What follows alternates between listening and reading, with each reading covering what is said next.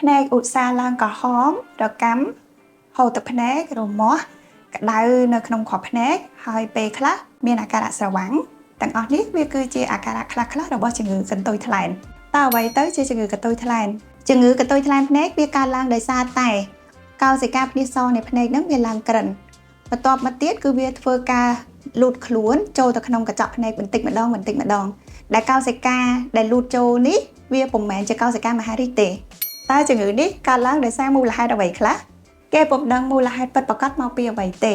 ប៉ុន្តែតាមរយៈការសង្កេតឃើញភាគច្រើនអ្នកដែលធ្វើការនៅក្រោមពន្លឺព្រះអាទិត្យកន្លែងដែលមានធូលីដីហុយមានផ្សែងនិងមានអាកាសធាតុក្តៅច្រើនតែកើតនៅជំងឺនេះហើយយើងអាចព្យាបាលជំងឺនេះដោយវិធីណាខ្លះក្នុងករណីដែលមានផលរំខានដូចជាក្រហមភ្នែករកាំភ្នែកទើសនិងមានហូរទឹកភ្នែក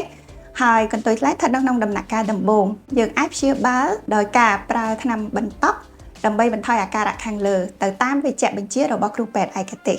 បញ្ជាក់ការប្រើថ្នាំបន្តក់ភ្នែកទាំងនេះគឺគ្រាន់តែកាត់បន្ថយនៅអាការៈខាងលើប៉ុន្តែកន្ទុយថ្លែនគឺនៅដដែល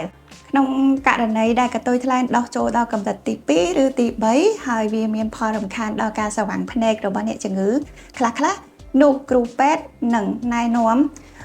វិធីព្យាបាលដោយការវះកាត់បកកន្ទុយថ្លែនគឺជាវិធីសាស្ត្រតែមួយគត់ក្នុងការព្យាបាលជូនអ្នកជំងឺដែលការវះកាត់នេះពុំមានគ្រោះថ្នាក់អ្វីឡើយហើយក៏ពុំប៉ះពាល់ដល់ការងងឹតភ្នែកទេហើយជោគជ័យស្ទើរ 100% ដែលការវះកាត់នេះចំណាយពេល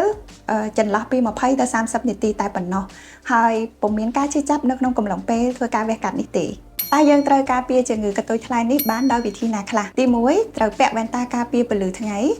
ទី2ត្រូវជួបពិនិត្យជាមួយនឹងគ្រូពេទ្យឯកទេសដើម្បីធ្វើការពិនិត្យនិងព្យាបាលឲ្យបានត្រឹមត្រូវទី3ជៀសវាងការប្រើប្រាស់ថ្នាំបន្តក់ឬថ្នាំលេបដែលពុំមានវេជ្ជបញ្ជាត្រឹមត្រូវពីគ្រូពេទ្យជំនាញដែលអាចបណ្ដាលឲ្យវិវត្តទៅជាជំងឺភ្នែកផ្សេងៗទៀតបាន